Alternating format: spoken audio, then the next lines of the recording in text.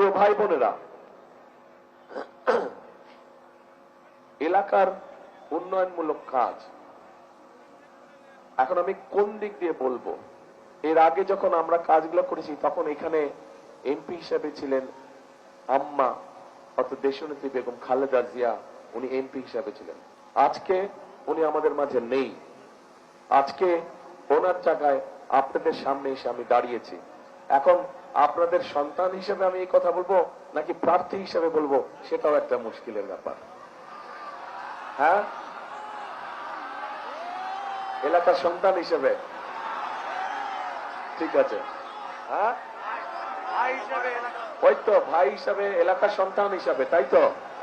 হ্যাঁ, তাহলে এলাকার সন্তান হিসাবে বা ভাই হিসেবে যে হিসেবেই বলি না কেন, এখানে অনেকে অনেকগুলা দাবি দিয়ে গেছে।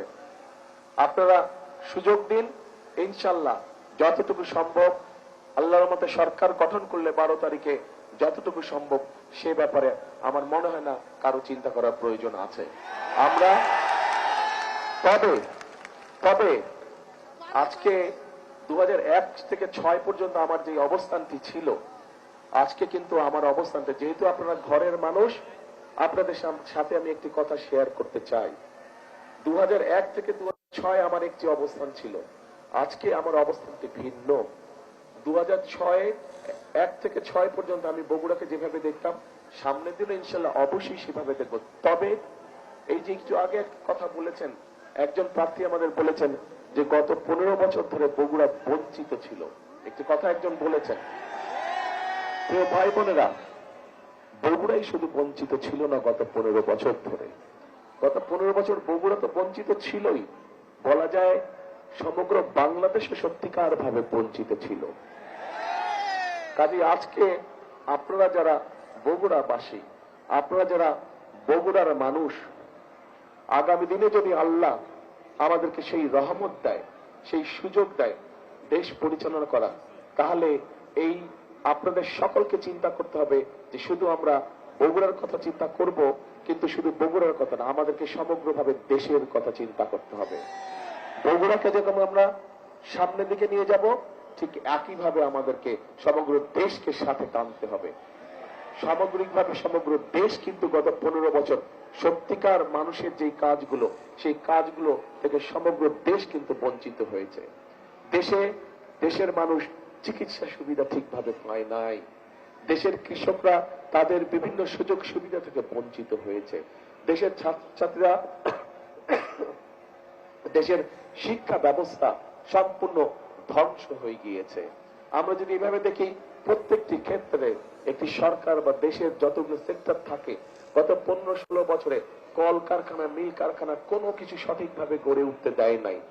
শুধু একটি কাজ হয়েছে, মেগা প্রজেক্ট হয়েছে তথাকথিত, এবং মেগা প্রজেক্টের নামে মেগা দুর্নীতি হয়েছে।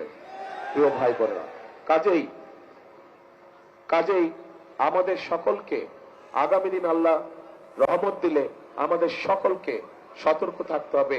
যেভাবেই হোক এই দুর্নীতিকে আমাদের টুটি চেপে ধরতে হবে, এই দুর্নীতিকে নিয়ন্ত্রণ করতে হবে, এবং দুর্নীতিকে নিয়ন্ত্রণ করার মাধ্যমেই আমাদেরকে দেশকে সামনের দিকে এগিয়ে নিয়ে যেতে হবে।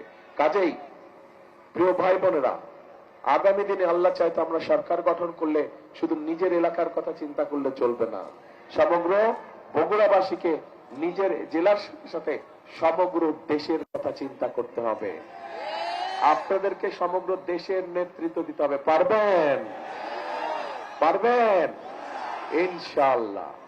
আর চাকরি বাকরি অথবা ব্যবসা বাণিজ্য যেগুলো আছে, ইনশাআল্লাহ সবকিছু যোগ্যতার ভিত্তিতেই হবে। যেহেতু আমরা নিশ্চয়ই চাইবো না যে অন্য কেউ আমাদেরকে কোনো বিতর্কিত অবস্থানে ফেলুক, যে বগুড়া বলেই সব পাচ্ছে, আমরা বগুড়া না বলে পাচ্ছি না। আমরা কি চাই এরকম বলুক মানুষ? আমরা আমাদের বগুড়ার নাম খারাপ করতে চাই না। সেই জন্যই বগুড়ার ন্যায্য অধিকার অবশ্যই বগুড়া পাবে, কিন্তু একই সাথে আমরা খেয়াল রাখবো আমাদের ন্যায্য অধিকার পেতে গিয়ে অন্যের ন্যায্য অধিকার যাতে আমরা নষ্ট না করি, অন্যের ন্যায্য অধিকার থেকে তাকে যাতে আমরা বঞ্চিত না করি, এই বিষয়টি আমাদেরকে অত্যন্ত সতর্কভাবে খেয়াল রাখতে হবে। প্রিয় ভাই বোনেরা, প্রিয় বগুড়াবাসী, আজ এই মুহূর্তে আমার আপনাদেরকে কিচ্ছু দেবার নেই। আজ এই মুহূর্তে আপনাদের কাছে শুধু আমার চাইবার আছে। ঘরের মানুষ, এই যে আমি এত রাত্রে যে মিটিং করছি, এই যে রাজনীতি করছি, এই যে কাজগুলো করছি, আমার স্ত্রী যদি আমাকে সহযোগিতা না করতেন আমি কিন্তু পারতাম না। পারতাম? ওনার সহযোগিতা আছে বলেই আমি পেরেছি। ঠিক একইভাবে আপনারা বগুড়ার মানুষ যদি আমার পাশে থাকেন, আপনারা বগুড়ার মানুষ যদি আমার পাশে থাকেন, আমাকে যদি মানসিকভাবে শক্তি সমর্থন আপনারা দেন, তাহলে ইনশাআল্লাহ আমরা বাংলাদেশকে আগামী দিনে একটা সুন্দর ভালো শক্তিশালী অবস্থানে নিয়ে যেতে পারবো। কাজেই প্রিয় বগুড়াবাসী, আজ আমি আপনাদের কাছে চাইতে এসেছি আপনাদের সমর্থন, আপনাদের সহযোগিতা, আপনাদের দোয়া আপনাদের কাছ থেকে আমি চাইতে এসেছি। এবং এই সব কিছুর সাথে যেই কথাটা আমি সব জায়গায় বলি, যতগুলো নির্বাচনী সভায় গেছি সব জায়গায় বলি, কারণ এই কথাটি আপনাদেরই আরেক সন্তান সবসময় এই কথাটি বলতেন। তার নাম হচ্ছে শহীদ রাষ্ট্রপতি জিয়াউর রহমান। উনি বলতেন, দেশকে গড়তে হলে আমাদের সকলকে ঐক্যবদ্ধ থাকতে হবে এবং ঐক্যবদ্ধভাবে আমাদেরকে কাজ করতে হবে। আমরা কাজ না করলে আমাদের দেশকে আমরা গড়ে তুলতে পারবো না।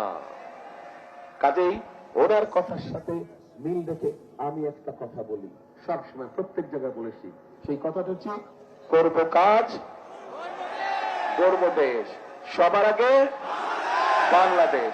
আবার বলি, করব কাজ, সবার আগে বাংলাদেশ, ইনশাআল্লাহ। তো ভাই বোনেরা, অনেক রাত হয়েছে, আর কথা বাড়াবো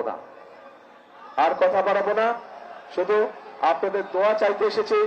দোয়া করবেন আপনারা উপস্থিত প্রত্যেকটি মানুষ এবং আপনাদের মাধ্যমে সমগ্র বগুড়া জেলার প্রত্যেকটি ইউনিয়ন, প্রত্যেকটি গ্রাম, প্রত্যেকটি উপজেলা, প্রত্যেকটি পৌরসভার প্রত্যেকটি মানুষের কাছে আমি দোয়া চাই, যাতে আপনারা বগুড়ার প্রত্যেকটি মানুষ আমাকে, আপনাদের এই সন্তান তারেক রহমানকে নিয়ে যাতে আপনারা গর্ব করতে পারেন, সেই দোয়া আমাকে করবেন। আমাকে নিয়ে যাতে আপনারা অহংকার করতে পারেন, সেই দোয়া আমাকে আপনারা করবেন। আপনাদের কাছে এই দোয়া চেয়ে নিয়ে আজকে আমি শেষ করছি বক্তব্য। আল্লাহ হাফেজ। বাংলাদেশ জিন্দাবাদ, বাংলাদেশ জাতীয়তাবাদী দল জিন্দাবাদ। আসসালামু আলাইকুম। আপনাদের সাথে যে প্রথমে বললাম না যে আমি নিজে ইমোশনাল হয়ে গেছি, তো ইমোশনাল হয়ে কথা বলতে বলতে আসল কাজটা ভুলেই গিয়েছি। সেটা হচ্ছে আমাদের 6 প্রার্থীকে তো পরিচয় করে দিতে পারবো, কিন্তু আমাকে পরিচয় করে দিবে কে? আমাকে পরিচয় করে দিবে আমার পুরা বগুড়াবাসী, সবাই মিলে আমাকে পরিচয় করে দেবে, তাই না? ইনশাল্লাহ। এই যে তাহলে বাদশা আমার আপনার, হ্যাঁ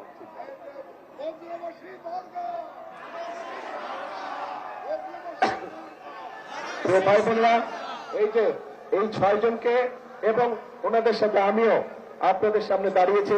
ইনশাল্লাহ 12 তারিখে এই ধানের শীষ, যা বগুড়ার গর্ব, এই ধানের শীষকে ইনশাল্লাহ বগুড়ার মানুষ যে কোনো সময় থেকে সবচেয়ে বেশি সম্মানের সাথে ইনশাল্লাহ বিজয় করে নিয়ে আসবে, ইনশাল্লাহ। আল্লাহ ভরসা। আসসালামু আলাইকুম।